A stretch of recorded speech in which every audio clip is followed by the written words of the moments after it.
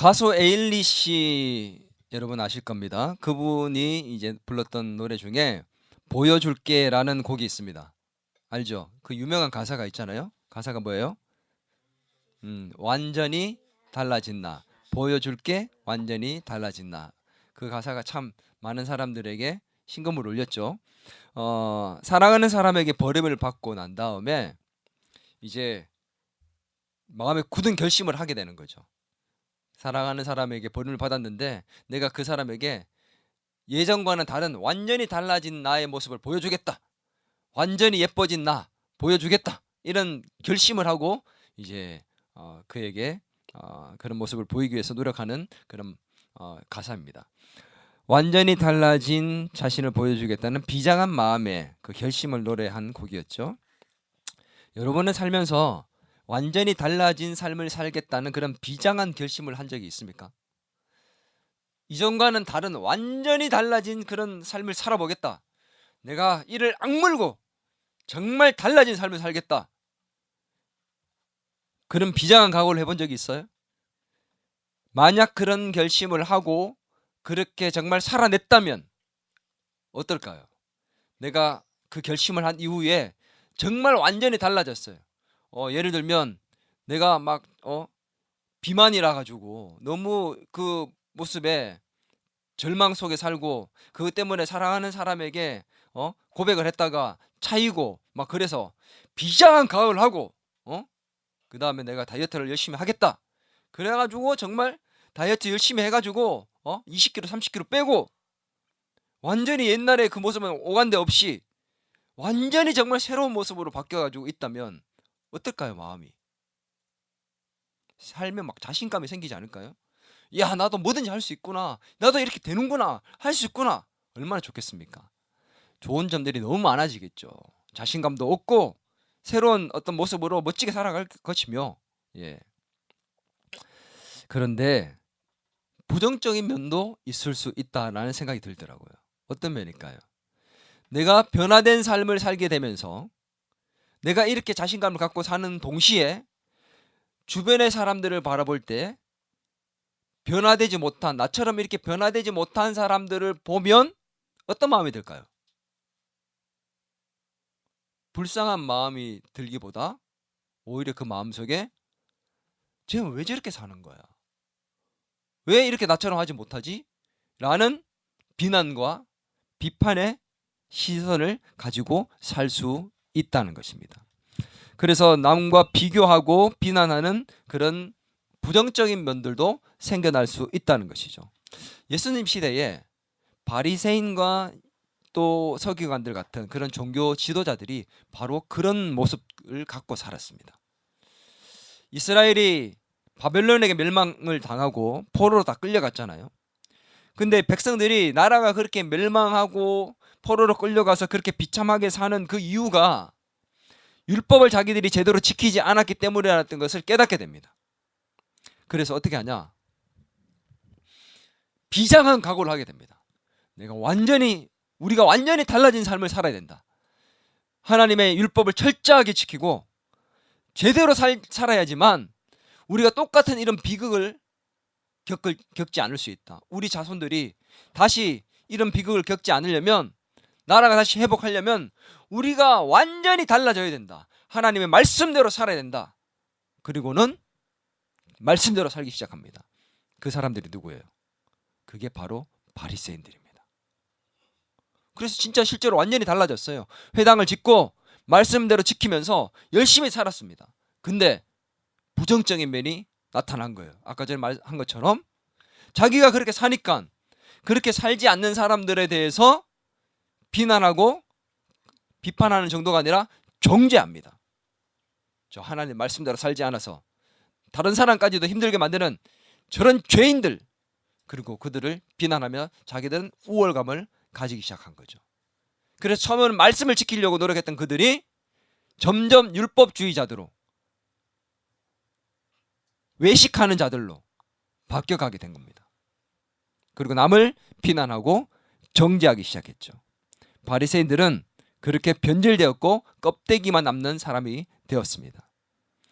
그렇게 신앙생활했던 바리새인과 서기관들과 같은 그런 종교 지도자들이 중요하게 생각했던 세 가지가 있습니다. 경건 생활에 하나님 말씀을 지키고 경건 생활의 표본이 되는 가장 중요한 지침이 되는 것처럼 지침이 되는 세 가지를 생각하고 있었습니다. 그게 뭐냐? 첫 번째가 바로 금식입니다. 두 번째는 남을 구제하는 것. 세 번째는 기도 생활하는 것. 이 세 가지를 잘하는 것이 경건한 삶을 살아가는 것이고 하나님이 기뻐하시는 삶이다라고 생각하고 그것들을 열심히 했어요. 근데 성경에서 율법에서 말하는 것 이상으로 하면서 과도하게 하며 그렇게 과도한 삶을 살지 못하는 사람을 비난하고 정죄하기 시작했습니다. 그 세 가지 중에 오늘 특별히 오늘 금식에 대해서 논쟁하는 장면이 오늘 본문에 나와요. 예수님과 그 제자들이 금식을 하지 않았습니다. 경건한 사람이라면 당연히 지도자라면 금식하는 것이 당연한데 그걸 하지 않은 거예요. 근데 어떻게 하지 않았느냐? 율법에는 금식을 하는 것을 1년에 단 한 번으로 규정해 놓았습니다. 1년에 한 번만 하면 돼요. 율법대로 하려면. 언제냐? 바로 속죄일에 의무적으로 모두가 금식을 하게끔 되어 있었습니다. 그때 이후에는 자기가 자원해서 그냥 하고 싶을 때 하면 돼요. 특별한 일이 있을 때 국가적으로나 개인적으로. 그런데 자기들은 어떻게 했느냐? 이 바리새인과 종교 지도자들, 오늘 성경에는 보면은 다른 마가복음 같은 데 보면 세례 요한의 제자들까지 1년에 한 번 한 게 아니라 일주일에 몇 번요? 2번씩 했습니다. 월요일과 목요일에 날 정해놓고 일주일에 2번씩 금식을 한 거예요. 그리고 금식을 할 때는 자기가 금식을 하고 있다는 것을 알리기 위해서 수염을 깎지 않고 길렀고 또 초췌한 모습으로 다녔습니다. 금식을 하니까 배가 고프고 초췌하잖아. 그렇게 금식을 하는 것을 좀 티를 냈습니다. 기도하는 것도 시간이 되면 기도하는 장소에서 막 옷자락을 쫙 펼치고 멋지게 서서 그렇게 기도하면서 내가 기도하고 있다는 것을 표를 내고 그렇게 금식하고 기도하는 것들, 구제하는 것들을 다 표를 내면서 드러내고 외식하듯 그렇게 했다는 거죠. 내가 잘하고 있다. 내가 경건한 삶을 살고 있다. 너희는 그렇게 살지 못하지. 이런 죄인들아. 그렇게 살았던 게 바로 바리새인들이었던 거죠. 근데 예수님은 그의 제자들과 함께 금식을 아예 하지 않았어요. 그러니 바리새인과 서기관들 입장에서는 아니 랍비처럼 선생의 위치에 있는 저자가 경건한 삶을 살아야 되는 세례 요한과 그 제자들처럼 우리처럼 그렇게 금식하고 그렇게 살아야 되는 사람이 아니 왜 금식을 하지 않는 거지? 불만인 거지. 그래서 이 사람들을 짜가라고 생각했을 겁니다. 아 저것들 불경건한 사람들이야. 말은 저렇게 뻔지르르하게 잘하고 뭔가 많이 아는 것처럼 말하고 뭔가 능력도 행하는데 봐봐 금식도 안 하잖아. 그래서 급기어는 묻기 시작한 거죠. 왜 당신과 당신의 제자들은 당신의 선생님은 왜 금식하지 않느냐? 라고 물어보는 것이 오늘 본문의 내용입니다. 누가복음 5장 33절 같이 한번 읽어볼까요? 시작. 그들이 예수께 말하되 요한의 제자는 자주 금식하며 기도하고 바리새인의 제자들도 또한 그리하되 당신의 제자들은 먹고 마시나이다. 거기에 세례 요한의 제자들도 있었어요. 마가복음 2장 18절을 같이 한번 읽어볼까요? 시작. 요한의 제자들과 바리새인들이 금식하고 있는지라 사람들이 예수께 와서 말하되 요한의 제자들과 바리새인의 제자들은 금식하는데 어찌하여 당신의 제자들은 금식하지 아니하나이까? 경건한 삶을 추구한다면 당연히 금식을 오늘 해야 되는데 안 한다는 거죠. 오늘이 금식하는 날이었어요. 근데 금식하는 날이었는데 안 하고 있었던 겁니다. 예수님과 제자들이. 그러니 가서 묻는 거예요. 왜 당신의 제자들과 당신은 금식하지 않습니까? 세례 요한의 제자들도 하지 않습니까? 왜 안 하는 거예요? 라고 묻고 있는 거예요. 그때 예수님께서 금식하지 않고 먹는 것에 대해서 몇 가지 비유를 가지고 설명을 해 주십니다. 그리고는 그들이 얼마나 어리석은지를 드러내 주셨고 새로운 삶의 방식으로 살아가야 한다는 것을 강력하게 말씀해 주셨습니다. 오늘 우리는 말씀을 통해서 우리가 완전히 새롭게 되어서 달라진 삶의 모습을 보여주는 그런 삶을 살아야 된다고 저는 생각합니다. 아멘. 예수님은 그 바리새인과 서기관들에게, 세례요한의 제자들에게 너희들은 지금 어리석은 삶을 살고 있고 이전과는 다른 완전히 달라진 새로운 삶을 살아야 된다라고 강력하게 말씀하셨습니다. 그 메시지가 오늘 저와 여러분이 동일하게 들어야 되는 메시지입니다. 아멘. 우리 옆 사람 인사하겠습니다. 완전히 달라진 삶을 삽시다. 옆 사람 쳐다보고 이렇게 이를 깡 물고 한번 비장하게 얘기합니다. 완전히 달라진 삶을 삽시다. 예. 비장한 각오를 합시다. 비장하지 않은데 옆 사람 쳐다보고 한 번 더 비장한 각오를 합시다. 예. 여러분 진짜 어제와는 다른 완전히 달라진 삶을 살려면 정말 비장한 각오 필요해요. 어제 저녁까지 야식을 먹다가 야식을 끊으려면 비장한 각오 필요한 거잖아요. 예. 완전히 달라진 새로운 삶을 살 수 있는 저와 여러분이 되었으면 좋겠습니다. 그러려면 어떻게 해야 될까? 오늘 말씀 속에서 찾아볼 겁니다. 먼저 따라합니다. 예수님께서 함께 하심을 믿어야 합니다. 예. 하나님 예수님께서 첫 번째로 하신 비유가 혼인집에 대한 비유였습니다. 누가복음 5장 34절 읽어볼까요? 시작. 예수께서 그들에게 이르시되 혼인집 손님들에게는 신랑과 함께 있을 때에 금식할 수 있느냐? 신랑과 함께 있을 동안에는 금식할 수 없느니라. 혼인집, 그 결혼하는 집에 손님과 신랑들이 함께 있는데 금식을 할 수 없다는 거죠. 당연한 거 아닙니까? 근데 여기서 보세요. 혼인집에서는 금식을 하지 않아도 된다라고 말하지 않고 뭐라고 표현되어 있습니까? 금식을 할 수 없다라고 얘기합니다. 금식하지 않아도 돼. 혼인집에서는 금식하지 않아도 되는 거야 라고 얘기하는 게 아니라 금식을 할 수 없다라고 얘기해요. 그게 무슨 말일까요? 왜 금식을 할 수 없는 걸까요? 혼인집은 기쁨이 충만한 곳입니다. 기쁨이 너무 크고 충만하기 때문에 금식을 할 수가 없는 거죠. 하고 싶어도 할 수 없는 거예요. 너무 기쁘기 때문에. 예수님 덧붙여 말씀하십니다. 신랑을 빼앗길 날이 오게 되는데 그때는 금식을 해야 된다. 왜? 신랑이 없으니까 얼마나 슬픈 일입니까? 그죠? 여기에서 신랑은 누구예요? 예수님입니다. 손님은 누굴까요? 예수님의 제자들입니다. 손님이 왔는데 신랑과 함께 있을 때는 그 손님이 슬퍼할 필요가 없는 거예요. 기뻐해야 되는 겁니다. 예수님과 제자들이 함께 있을 때 슬퍼할 필요 없고 금식할 필요가 없는 거죠. 기뻐해야 된다는 거죠. 이 혼인집이 뭐예요?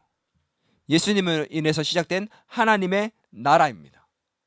예수님께서 오셔서 이 땅에 오셔서 하나님 나라가 시작되었기 때문에 예수님과 함께 있는 그 제자들은 혼인집에 있는 그 기쁨을 누려야 되지 금식할 이유가 없다 이 얘기입니다. 이해가 됩니까? 잘 따라오고 있죠? 왜 이런 얘기를 하셨을까요? 예수님께서는 지금 금식을 하고 있는 너희가 잘못된 거라고 얘기하는 거예요. 이해됩니까? 너희가 나한테 지금 금식 안 한다고 잘못됐다고 얘기하고 있는데 이런 어리석은 자들아, 금식하고 있는 너희가 잘못된 거야. 너희는 왜 혼인집에서 금식하고 있냐라고 얘기하고 있는 겁니다. 이해가 되죠? 여러분, 이 바리새인들과 서기관들이 금식을 한 근본적인 이유가 있습니다. 뭔지 알아요? 이 바리새인들이 경건하게만 보이기 위해서 금식을 한 게 아니에요. 왜 금식을 했냐면 자기들이 율법을 잘 지키고 거룩해져서 하나님께 인정을 받게 되면 자기들이 금식을 잘하고 구제를 잘하고 기도 생활을 열심히 해서 하나님께 인정받게 되면 메시아가 오실 것이라는 것에 대한 믿음이 있었습니다. 그래서 열심히 금식하고 구제하고 기도한 거예요. 메시아가 오셔야지만 새로운 나라가 도래하니까, 로마로부터 해방이 되고 다시 우리나라가 회복될 수 있으니까, 그래서 구제하고 금식하고 과도하게 하는 거예요. 율법에 있는 것보다 더 열심히 하는 거예요. 그래야 빨리 오니까. 그래서 그렇게 하지 못하는 사람도 어떻게 했습니까? 예루살렘 성에서 추방시켰어요. 너희 때문에 예수님이 오시지 못한다. 아니 메시아가 오지 못한다. 그래서 금식을 열심히 했다는 겁니다. 정말 아이러니하고 웃긴 일이 아닙니까? 왜요? 그렇게 열심히 하면서 기다렸던 메시아가 바로 지금 눈앞에 있는데, 그 예수님이 지금 당신들과 함께 있고 눈앞에 있는데 그걸 보지 못하고 계속 금식하고 있으니 얼마나 이게 아이러니하고 웃긴 일입니까? 하하하하. 아이고 웃겨라. 얼마나 웃겨. 오기를 위해서 기다리고 있는 그분이 지금 눈앞에 있는데 계속 금식하고 있는 거야. 정말 코미디예요 이거는. 예수님 그래서 얘기하는 겁니다. 이 어리석은 자들아, 이 코미디야. 내가 지금 여기 있는데 왜 금식하고 있냐 이거야. 웃기지 않습니까? 웃겨요 안 웃겨요?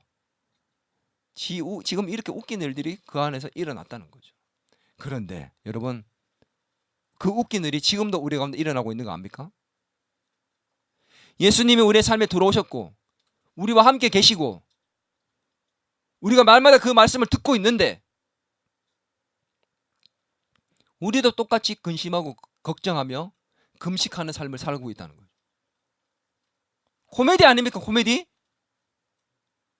전능하신 하나님께서 우리와 함께 하시다는 것을 믿지 못하니까 이 코미디가 우리의 삶에 일어나고 있는 겁니다. 한번 생각해 봅시다. 우리가 왜 염려하고 걱정하고 불평, 불만, 짜증 왜 그렇게 살아갑니까? 나를 힘들게 하는 사람들 때문에 내가 힘들고 걱정하고 염려하고 스트레스 받고 내가 그들에게 끌려다니며 왜 그렇게 주눅들어 살아갑니까? 전능하신 하나님이 나와 함께하고 있다면 우리가 기뻐하고 감사해야죠. 그들을 끌고 가야죠. 당당하게 복음을 전해야죠. 왜 그렇지 못합니까? 이 바리새인들처럼 서기관들처럼 믿지 못하기 때문에, 내가 메시아라는 사실에 대해서 말씀하셨지만 믿지 못했기 때문에. 우리가 완전히 달라진 새로운 삶을 살려면 뭐가 필요한 줄 알아요? 예수님께서 지금 나와 함께 하고 계시다는 그 사실을 정말 믿어야 합니다. 아멘. 지금 예수님 나와 함께 하신다니까요. 근데 왜 금식하고 있냐고요. 그래서 예수님이 얘기하십니다. 혼인집에 있는 손님은 금식할 필요가 없다. 같이 기뻐하고 즐겨야지. 새로운 나라가 시작되었고 내가 왔지 않냐. 내가 너와 함께 하고 있지 않느냐. 새로운 시대가 시작되었다. 내가 너와 함께 하고 있으니 그로 인해서 기뻐해라. 예수님의 함께 하심을 믿음으로 여러분의 삶이 새로워질 수 있기를 주의 이름으로 축원합니다. 두 번째는 따라합니다. 옛 생각과 신념을 버리고 하나님의 뜻을 따라야 합니다. 우리가 새로워진, 완전히 달라진 새로운 삶을 살기 위해 첫 번째는 예수님이 함께 하신다는 그 사실을 정말 믿어야 되고, 두 번째는 우리가 가지고 있던 잘못된 옛 생각과 신념들을 다 버리고 그리고 하나님의 뜻을 따라서 살아가는 삶을 살아야 합니다. 자, 이걸 조금 설명할 건데, 그걸 위해서 예수님이 뭘 얘기하셨냐면 누가복음 5장 36절 말씀을 통해서 얘기하셨습니다. 같이 읽겠습니다. 36절. 또 비유하여 이르시되 새 옷에서 한 조각을 찢어 낡은 옷에 붙이는 자가 없나니 만일 그렇게 하면 새 옷을 찢어질 뿐이요 또 새 옷에서 찢어진 조각이 낡은 것에 어울리지 아니하리라. 새 옷이 있습니다. 그리고 헌옷이 있어요. 근데 이 헌옷은 그냥 헌옷이 아니라 찢어진 헌옷입니다. 근데 누가 새 옷을 갖고 있으니까 이렇게 하는 거예요. 헌옷이 좀 찢어졌으니까 새 옷은 괜찮을 것 같다고 생각해서 새 옷을 조금 잘라내가지고 그 조각을 이 헌옷 찢어진 곳에다가 붙입니다. 지혜로운 걸까요? 멍청한 거죠. 그러면 새 옷도 찢어져서 못 쓰게 되고 헌옷은 새 것을 붙였으니까 쓸 수 있습니까?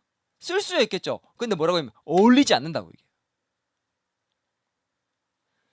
오늘 지금 누가복음에서는 그렇게 표현했지만 마가복음에서는 이거 똑같은 것을 가지고 새 옷이라고 얘기하지 않고 생배 조각이라고 얘기합니다. 새 옷 조각을 얘기하는 거예요. 뭐라고 얘기하냐면 이렇게 나옵니다. 마가복음 2장 21절에서는 기운 새 것이 낡은 그것을 당기어 헤어짐이 더 하게 되느니라. 기운 새 옷을 조각 생배 조각을 봐봐요. 저를 보세요. 생배 조각을 새 옷 조각을 떼어내 가지고 헌옷에다 붙입니다. 그럼 붙이는 당시에는 괜찮아요. 근데 문제가 뭔지 알아요? 여러분 새 옷을 사가지고 빨았을 때 이게 옷이 천이 좋지 않으면 어떻게 됩니까? 줄어들죠. 요즘은 건조기가 있어서 더 잘 줄잖아요. 한번 빨고 나면은 갑자기 쫄티가 되는 거잖아. 그 당시에는 천이 좋지 않았기 때문에 그런 좋지 않은 천을 새 옷이라고 해서 헌옷에다가 딱 붙여가지고 찢어진 데다가 붙여가지고 딱 기웠어. 그때는 괜찮아. 근데 빨면 어떻게 될까요? 이게 줄어들면서 헌옷이 찢어진 부분이 더 심하게 헤어지게 되는 겁니다. 결론적으로 예수님 말씀하시는 게 뭘까요? 헌옷은 버리라는 거예요. 그냥 새 옷을 찢어가지고 붙이지 말고 헌옷은 버려야 되고 새 옷은 새 옷 그대로 입어야 된다는 겁니다. 헌옷과 새 옷은 함께 할 수 없다는 얘기입니다. 이해가 됩니까? 새 옷 조각이 뭔지 압니까? 예수님께서 전파하시는 하나님 나라에 대한 가르침의 말씀입니다. 헌옷은 유대교에서 말하는 율법을 얘기합니다. 이 두 가지가 같이 갈 수 없다는 겁니다. 예수님이 이 땅에 오셨고 예수님께서 전하시는 하나님 나라의 말씀을 들었습니다. 근데 사람들은 어떻게 하려고 그래요? 기존에 가지고 있던 그 율법의 체계를 그대로 갖고 있으면서 거기에다가 예수님의 그 말씀을 갖다 붙이려고 그러니까 이게 찢어지는 거예요. 그냥 새로운 하나님 나라에서의 그 말씀 그대로만 갖고 살아야 되는데 자꾸만 율법을 갖고 있으면서 그대로 거기에다 붙이려고 하니까 이게 안 맞는 거예요. 바리새인들은 안 버리려 합니다. 율법을 고수하고 있습니다. 예수님은 하나님 나라의 파격적인 말씀을 전하셨고 권위 있는 말씀을 전하셨고 사람들은 충격적인 그 말씀 앞에 놀랐습니다. 그럼 그 말씀만 갖고 살아야 되는데 지금에 있는 그 율법에다 그걸 덧붙여가지고 뭔가를 하려고 하니까 다 찢어지고 아무것도 쓸 수가 없게 되는 겁니다. 오늘 우리가 그렇게 살아요. 내가 살고 있던 익숙한 방식, 내가 경험한 것, 내가 공부한 것, 그게 진리인 듯 살아갑니다. 익숙함의 노예가 된다는 말 들어봤죠? 내가 살아왔던 삶의 방식과 가치관과 생각들이 진리인 듯 생각하고 거기에 뭔가 다른 것들이 들어올 때 그것을 받아들이지 못해요. 그것을 버리지 못합니다. 그것을 두고 거기에다가 말씀을 덧붙이려고 그래요. 그러니까 뒤죽박죽 되는 거예요. 하나님의 말씀이 가르치는 게 있는데 그것만 취하면 되는데 자꾸 이걸 두고 자꾸 뭘 하려고 그러는 거지. 누가 잘못된 것을 가르쳐주면 내가 잘못된 것을 인정하고 버리고 새 것을 취해야 되는 것입니다. 그런데 우리는 자꾸 내 것을 익숙한 것을 놓지 못하는 것이죠. 예수님께서는 금식이라는 낡은 옷을 벗고 기쁨의 새 옷을 입으라고 말씀을 하고 계시는 겁니다. 내가 배우고 경험한 것들이 진리라고 생각하지 말고 잘못될 수 있다는 것을 인정하고 그렇다면 과감히 버리고 하나님의 뜻을 따라서 살아가라는 것입니다. 아멘. 예수 믿기 전에는 주일날 일요일이 되면 어떻게 사는 것이 정답입니까? 아침에 늦게까지 좀 푹 자고 또 내가 하고 싶은 거 그날 좀 늦게 일어나서 맛있는 거 먹고 또 못 만났던 친구들도 만나게 되고 또 어떻게 해요? 그리고 취미생활 있으면 그날 축구도 하러 가게 되고 또 낚시도 하러 가게 되고 영화도 보러 가고 그렇게 즐기는 삶을 살아갑니다. 그런데 예수님을 믿고 말씀을 들으면서 새로운 삶이 시작되면 어떻게 해요? 그 옛 것들을 다 버리게 됩니다. 근데 버리지 않으면 어떤 문제가 생깁니까? 예배도 드려야 되고 축구도 해야 되고 취미생활도 해야 되고 잠도 자야 되니까 타협을 하기 시작합니다. 어떻게 해요? 이번 주는 지난주 갔으니까 이번 주는 한번 쉬고 건너뛰고 다음 주는 가지. 두 주 갔으니까 한 주는 빠져도 되겠지. 이러한 삶의 신앙의 모습들이 우리 가운데 덕지덕지 붙어 있다는 거죠. 옛것은 버리지 못하고 거기에다 말씀에 덧붙이는 겁니다. 하나님 말씀이 주어지면 죄를 버려야 되는데 죄는 그대로 갖고 있으면서 말씀을 덧붙입니다. 회개합니다. 그리고 다음 주 또 갖고 또 죄 짓고 또 회개합니다. 뭔 말인지 이해가 돼요? 안 버려요. 잘못된 습성들, 습관들, 제약된 습관들 안 버리면서 계속해서 그냥 거기다 덧붙이려고 그래요. 어떻게 새로워지냐고. 정말 새로운 삶을 살려면 버려야지. 핸드폰도 가감히 내려놓을 줄 알고 게임도 놓을 줄 알아야 되는데 안 버리고 그냥 그대로 그냥 갖고 가는 거야. 여러분이 정말 새로워지고 싶다면 버려야 합니다. 그리고 하나님 뜻을 따라가는 삶을 살아야 합니다. 아멘. 세 번째 따라합니다. 새로운 가치관과 세계관으로 살아야 합니다. 우리가 완전히 새로운 삶을 살아가기 위해서는 그런 가치관과 세계관이 새로워져야 합니다. 예수님께서 이것을 위해서 세 번째로 새 포도주에 대한 비유를 말씀하셨어요. 누가복음 5장 37절에서 38절을 같이 한번 읽어보겠습니다. 시작. 새 포도주를 낡은 가죽 부대에 넣는 자가 없나니 만일 그렇게 하면 새 포도주가 부대를 터뜨려 포도주가 쏟아지고 부대도 못 쓰게 되리라. 새 포도주는 새 부대에 넣어야 할 것이니라. 새 포도주는 새 부대에, 정치인들이 많이 얘기하는 구호 중에 하나잖아요. 새술은 새 부대에. 여러분, 새로운 포도주는 발효가 잘 돼요. 그러니 발효가 잘 된다는 것은 점점 이제 포도주를 부대 안에 넣으면 점점 부피가 팽창해 간다는 얘기입니다. 근데 낡은 이 부대에다 집어넣으면 점점 팽창해지다가 이게 터져버리는 거죠. 그래서 새 포도주는 새 부대에다 집어넣어야 됩니다. 이 새 부대는 뭐가 있기 때문에? 신축성, 유연성, 잘 늘어날 수 있기 때문에 거기다 담으라는 얘기입니다. 새 포도주가 뭡니까? 바로 예수 그리스도입니다. 새 부대는 뭐예요? 바로 예수님을 믿게 된 우리입니다. 근데 우리가 예수님을 닮을 때, 예수님의 뜻을 담고 예수님의 삶을 닮을 때 옛 가죽 부대를 그대로 갖고 있으면서 담으면 우리의 삶이 터져버리는 거예요. 내가 새 가죽 부대가 되어야 된다는 얘기입니다. 그래 예수님을 닮았을 때 그게 제대로 진가를 발휘할 수 있게 되는 거죠. 이해가 됩니까? 여러분은 새 가죽 부대입니까? 낡은 가죽 부대입니까? 옛날 모습 그대로 가지고 살면서 예수님을 계속 닮으려 하고 있습니까? 문제가 많이 생긴다니까요.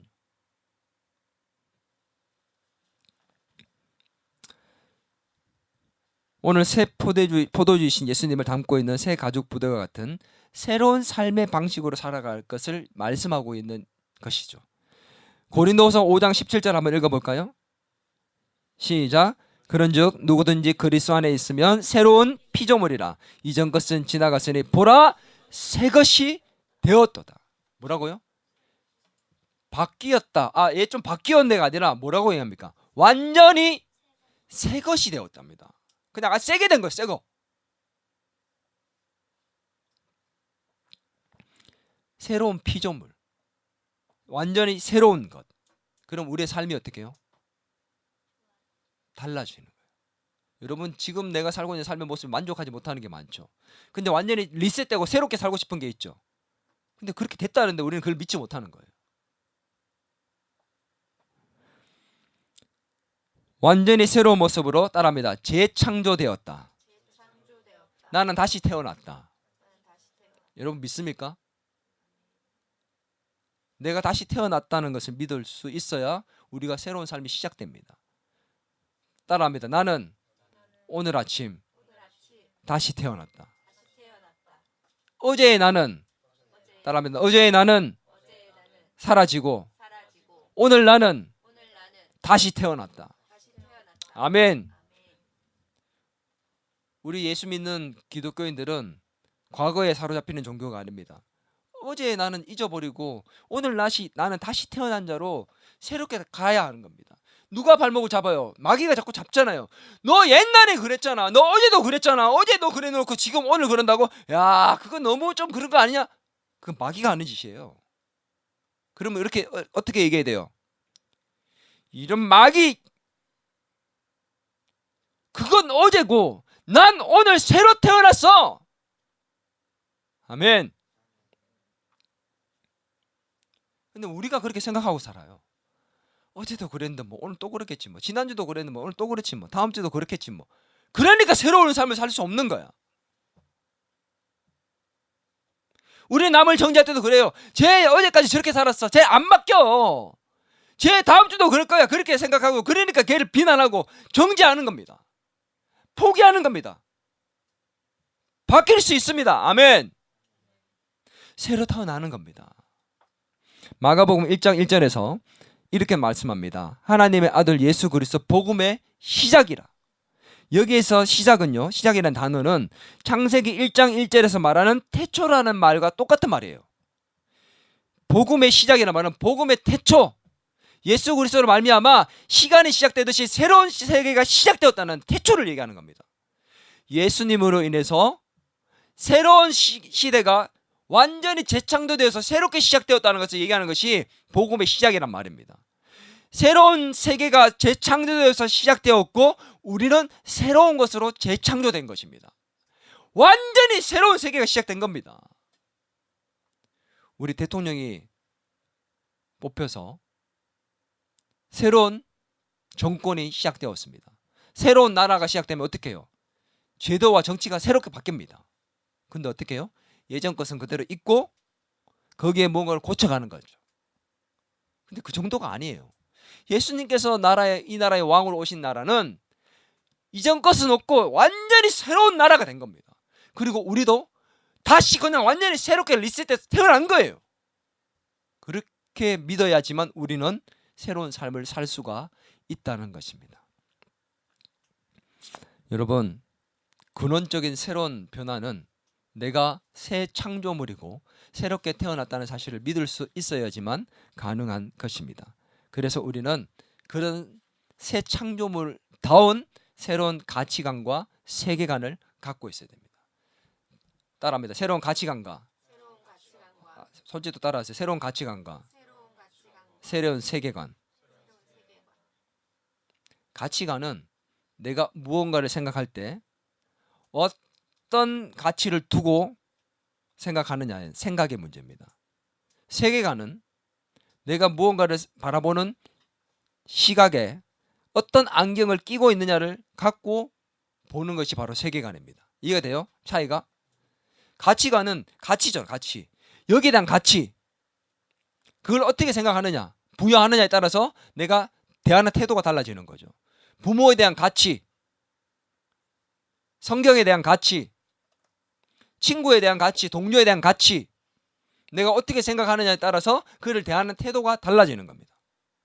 가족에 대한 가치가 달라지면 가족을 대하는 태도가 달라지는 거예요. 세계관은 뭐예요? 돈을 바라보는 시선. 어떤 안경을 끼고 돈을 바라보느냐?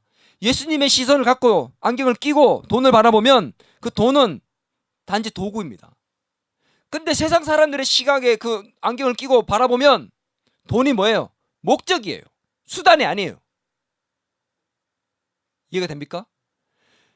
이 가치관과 세계관이 바뀌어야지만 내가 진짜 완전히 달라진 내가 되는 겁니다.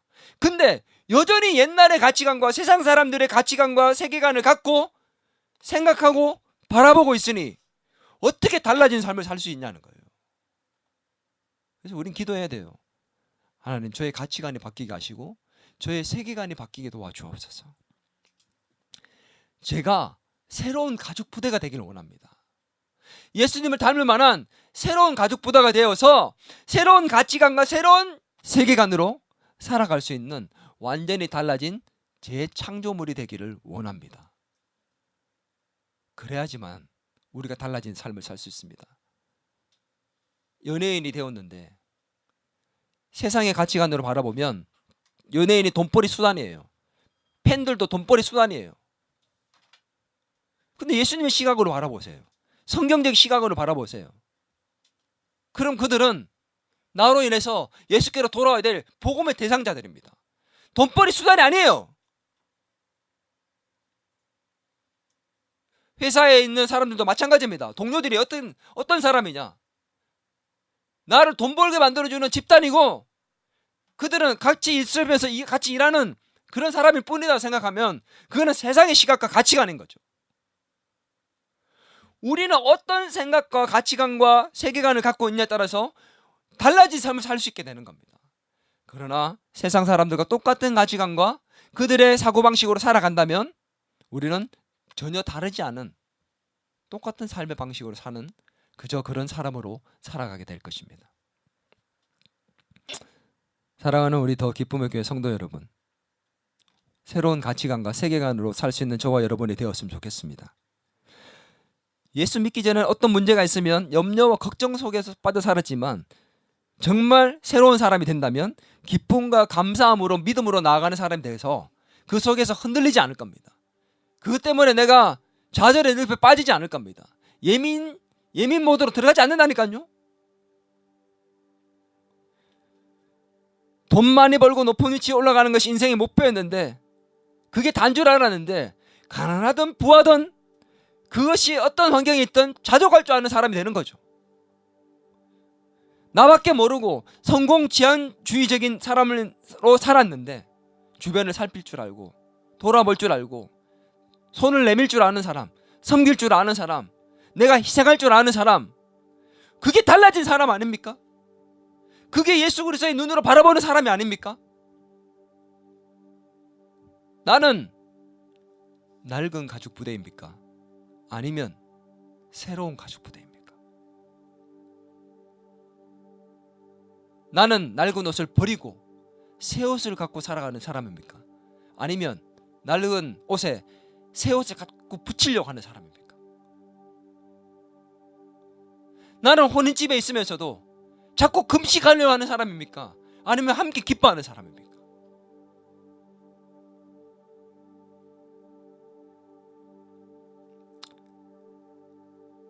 어제의 나는 잊고 우리가 보여줍시다.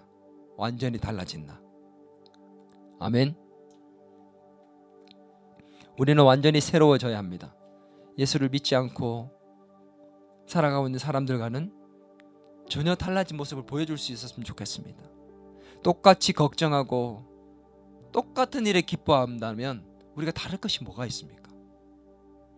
우리는 남들이 슬퍼한 일에도 기뻐할 수 있고 감사할 수 있고 남들이 별 대수롭지 않게 여기는 그 일에도 감사할 줄 알고 기뻐할 줄 알고 성경 말씀처럼 항상 기뻐하고 범사에 감사하고 언제나 기도할 수 있는 그런 사람, 정말 달라진 사람 아닙니까? 새 부대처럼 유연성 있고 신축성이 있는 그런 삶을 살아갈 수 있는 저와 여러분이 되었으면 좋겠습니다.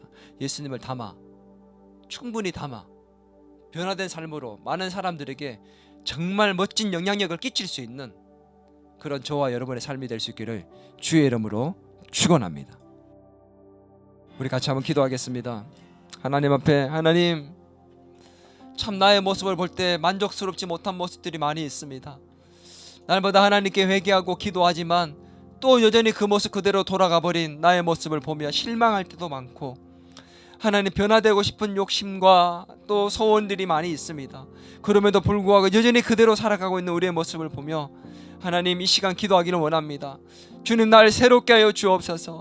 나의 연약한 모습 주님 고쳐주시고 이 시간 날 새롭게 하여 주옵소서. 완전히 달라진 새로운 삶을 살기를 원합니다. 이전과는 다른, 어제와는 다른 새로운 창조물로 새롭게 살기를 원합니다. 나의 죄악을 버리고 옛 생각과 옛 신념을 버리고 하나님의 뜻을 따라 살아가는 새로운 창조물로 살게 해달라고 우리 합심하여 기도하며 나가겠습니다. 주여,